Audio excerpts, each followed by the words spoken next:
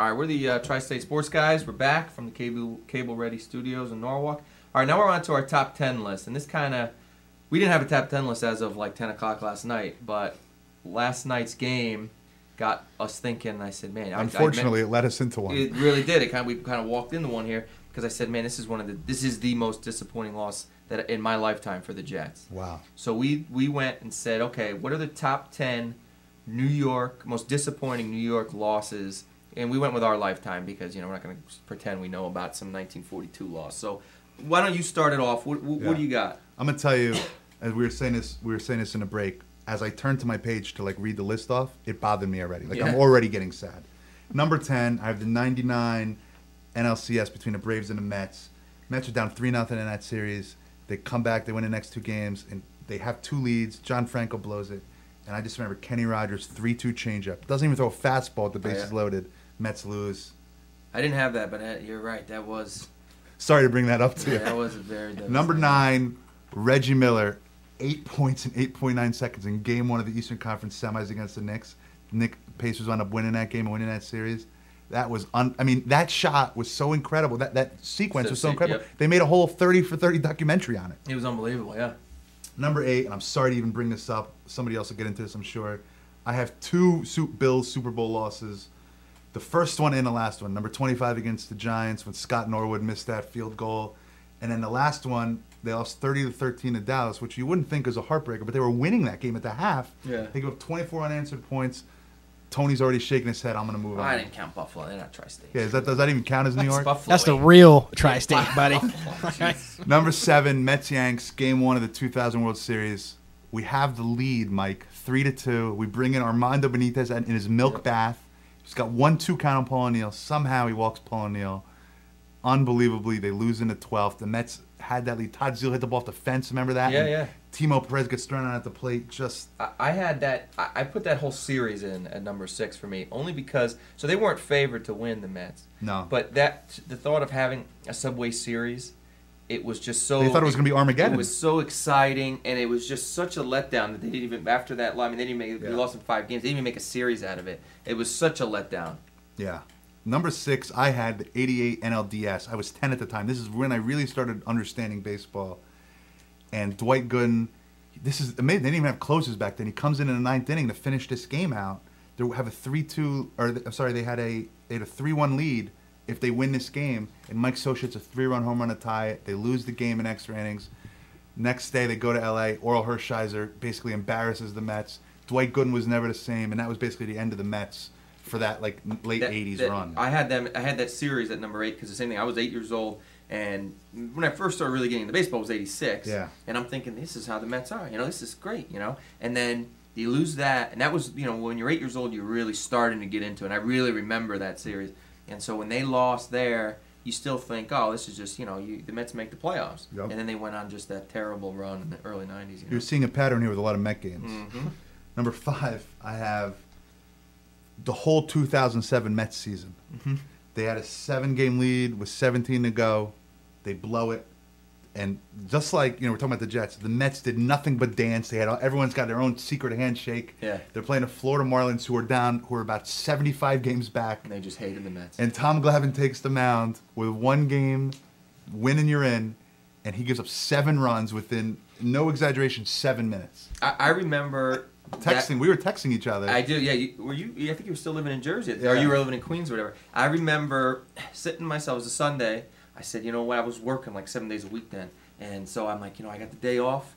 I had like a nice 12-pack of beer. I had food out. And I remember it was like, this is going to be great. This is what I'm going to do today. I'm going to sit here and watch this game. And I remember just the first inning, you're out of it. You say, oh my God. It was one of those games that if you thought it was on a different channel, by the time you found the channel, the game was over. And you remember Glavine at the end of the game, just kind of, there's a lot of seeing eye singles. I swear to God, I would have punched him in the face if I had seen him in the next year. Like, if I just bumped into him, I would have just decked him. Just for his reaction. There's a couple C&I singles, but you don't give up 7 runs on C&I singles, bro. To this day, if I saw him in a burning car on the road, I wouldn't stop. Yeah, I would think about it, and I would regret not stopping him, but I don't know if his kids were there, I would save the kids, leave Tommy for himself. Yeah, I'd buckle him back up. Yeah. Number 4, Mets Cards 2006. I was in the stadium, Andy Chavez, the greatest catch I've ever seen. Yep. The greatest catch no one will ever know because they wound up losing the game. Yadier Molina, before he was any good, hit that home run off Aaron Heilman, who, I can't even think about it. All I think about is Carlos Beltran against Adam Wainwright with the bases loaded, 3-2. Takes a hanging curveball. Oh, I shouldn't say hanging curveball. He takes a curveball down the middle. And I'm telling you, that place was jammed. 55,000 people. It was like a library walking out. Nobody brother was fought. at that game, yeah. Nobody fought. Everyone just left their seat. No one said goodbye, and you just walked out. It was the quietest place I've ever been. Yeah. And once again, that was a sign of things to come. Yep. Number 3, Yankees Red Sox, 2004. Yankees up 3-0, and they wind up blowing the whole thing. Remember Javier Vasquez came in, Kevin Brown couldn't go, and just what a disaster. Johnny Damon hit 2 home runs in Game 7, Yep. just dancing. That was my number 1. Really? That was my number 1 in that, and I mean, not only to be the first baseball team to blow a 3-game lead, but to do it to the Red Sox, and then the Red Sox go and end the curse that season. I mean, that was just devastating. It turned that whole rivalry around for 3 or 4 years. Oh yeah. I even think now the Yankees haven't gained back where it's theirs. It's not theirs for sure. No, Exactly. Yeah, you you're know what totally I mean? right. Yeah, you're totally right. Where it always was. Number 2, I have Knicks Rockets 1994. A lot of things going on there. The Rangers were good. OJ was being chased Yeah. during that series.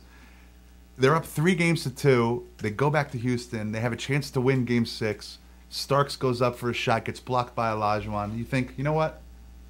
Of course the Rockets are going to hold home court. Yeah. Now we go to Game 7.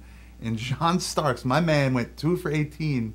And he went 0 for 10 in the fourth quarter. It wasn't like he had He went 0 for 11 from behind the arc, too, for the game. it wasn't like he had a bad start and they benched him. He was like, you know what?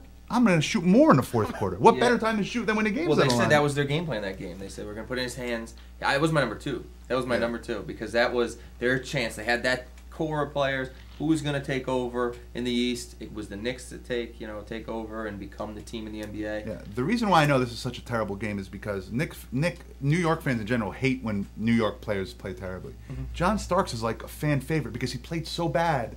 Even New York fans feel bad for him, which is Yeah. unbelievable. Like Right. no one boos him. Yeah. Nobody even considers booing him. Whereas like one of my honorable mentions, Charles Smith, he missed 4 layups one time. Yep. They want to punch him when they see him. Yeah, right. Number 1, I have Yankees Diamondbacks. This was the end of the dynasty. Game 7, you got Mariano Rivera on the mound to close it out, and Mariano Rivera can't field the J Bell bunt. He throws it in the center. Yeah, which when you never see him. That was my number 3 that game, and I think you're exactly right. I mean, that was that. It was the end of the dynasty. End of the dynasty. Mo blowing a game. It's like, how the hell does that happen? That was my number 3. And you think about who he blew it. J Bell, Tony Womack got a base hit. Mark Yeah. Grace. Yeah, I mean, Mark right. Grace was, he was played about 75 years at that point. Yeah, yeah. And it ended the dynasty. Well, that's what I had. Yeah, and I don't want it to come off as seeming like, we're the reason that the Yankees are on this list a lot is because the expectations are always so high for the Yankees and because they always have good teams. You don't have a disappointing loss like last year's Jets loss is not going to make the list. So the few that we had, you had mentioned as it was one of your honorable mentions. 10 for me. I had the Knicks series with Charles Smith getting blocked 4 times. Bridgeport, Connecticut. Yeah, I know. I've seen him around. I've seen him. That was just devastating to have 4 shots blocked in the span of whatever it was, 8 seconds, and that was just brutal. Number 9 for me was that Yankees loss to the Tigers when they were going Kenny into the Rogers. weekend. They had remember that rain out, and it was like a questionable rain out. Yeah. And they decided to cancel the game. They were up 1 game to Yeah. nothing, and then they never won again. And I remember that Friday they lose, and I remember Francesco, Mike and the Mad Dog were still together, and them talking about, okay, when we come back next week, the Yankees should have wrapped up. I remember and Francis had that, and I remember that Monday was the best Mike and the Mad Dog of all time. It started out, Mad Dog was like uncontrollable. You have to YouTube, just click in, Yankees lose to the Tigers and watch him. He was just uncontrollable. Oh. He wanted to play a doubleheader. Yeah. And Francesa had this funniest line. He starts off the show with how about Coughlin? He's got that D playing well. It was no big deal. It was so funny. Number 7, I had the Giants against the Eagles this year, and that was a huge game. And just the way that game ended was just, man. I mean, I don't even know what it would have been like to be a Giants fan in that. And with the season, you had the season on the line, basically the division on the line. Yeah. You got the Eagles on the ropes. You're dominating that game, and then the fact that they came back was one thing, but the fact that they to end the game on a punt return was just unbelievable. That was my other honorable mention. And then number 4 on my list, you can say was yesterday for me, only because as far as I went this whole season saying it's not Super Bowl or bust for me. I'm a Jet fan. I just want to have they go to the AFC Championship game. I'll be thrilled. But to be there and to have the season they had and have the playoff run that they had, it was the most disappointing they've ever been of a Jet game by far. It was not. I've never felt that feeling as a Jet fan. So that made my number 4. But we did have a lot of overlap. Is Tony, Tony. Everything. Almost forgot Tony again. So, Tony, you here? This thing working? All right, I'm in. Okay, number 10 for me was a little bit of a stretch. I had to go with Mike Tyson. He's from New York. I know it was in Buster Tokyo. Douglas? It was in Tokyo, but he's from New York, so I had to get him in the list. Fantastic. Talk That's about that's that- the best stuff. That's what you call a life-changing event. That broke my heart as a kid. At 10 years old, yeah. I cried myself to sleep. He was that never night. the same. Oh, it was terrible. That's my number 10. Number job 9, looking at the I game. have the 2003 wild card game with the Giants and the 49ers. If you remember Oh. that, they talked that long snapper out of retirement, Yeah. and then he blew 2 snaps at one at the end of the game for a game-winning field goal. It was awful. I remember that interview with that guy after too. Oh, It it felt was horrible. so for that bad. guy. My number 8 is the Knicks Pacers in '95. Not the Reggie Miller thing, but the Patrick Ewing finger roll Yo, remember off the that? back of the rim. I mean, Yep. dunk the ball. Yeah, What are right. you doing? My number 7 was, I believe, you got the same as you, Mike. Giants Eagles from this year. Yep. Number 6, which I know we got a Met fans in here, so you guys weren't going to mention this. Yankees Mariners '95 wild card game Yep. when Martinez hits a blast into left field, Griffey. and Griffey comes around to The win that fastest game. I've ever seen somebody come Oh, it was first to home. That was one of the Unbelievable. best celebrations I've ever seen. Yeah. That was like He slides man, in, that's jumps up, That's the everybody best was just- baseball can be. Yeah. You Oh, know? it's unbelievable. Number 5, I have Yankees Boston and the comeback in 2004. As a Yankee fan, I can tell you that the way that series was going, if you were an honest Yankee fan, you knew they had no chance to win that game. Yeah. They were not going to win that game 7. I was convinced of that. So A-Rod was like 1 of 14 for the series. yeah, there was no way they were going to come in Yeah. and win that game. Number 4 for me, you guys are going to love this, Music City Miracle. Buffalo. Frank Wycheck. Oh yeah, forward pass to this day. Yeah, that's just great. Yeah. unbelievable. And Forward pass. believe it or not, ladies and gentlemen, Buffalo is in New York. Yeah, Just so you guys know. Number 3 was Reggie Miller. 8 points in 8 seconds, 9 seconds, whatever it was. Number 2 was Yankees Diamondbacks. That was a heartbreaker. That was after 9/11. You Yeah. fully expected The them whole to win that country game. was a Yankee fan. That was supposed to be their game. Not me. And you remember also too the meltdown from who was the pitcher for the Diamondbacks that year?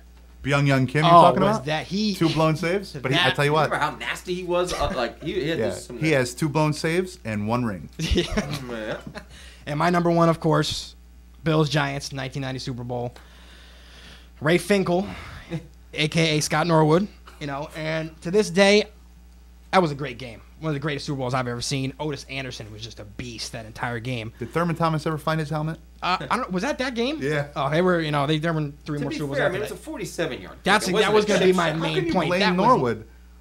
I mean, it got to hit the field goal. He was great all year. I mean, he You've got to blasted- make that field goal, but it's 47 yards. It's not like he shanked a 20 Yeah, yard. but they set him up. The K-gun offense. They put him in great position to win that game. I mean, it was 47 yards, but and that was the same year as Mike Tyson. That was just an awful year. Terrible That was year. an awful year for Tony Tony had a D. tough Tough way to time. start middle school Oh, for it us, was Tone. It's a tough way to go in the West Bank. All right, so you got anything else, Tone? Or No, that's it for me. That's all it. right, so that was a good top 10 list. When we come back, we're going to get into our 5 and 10. Again, the message board was good today. Got us some good topics, so we'll be back 5 and 10. This is Tri-State Sports, guys.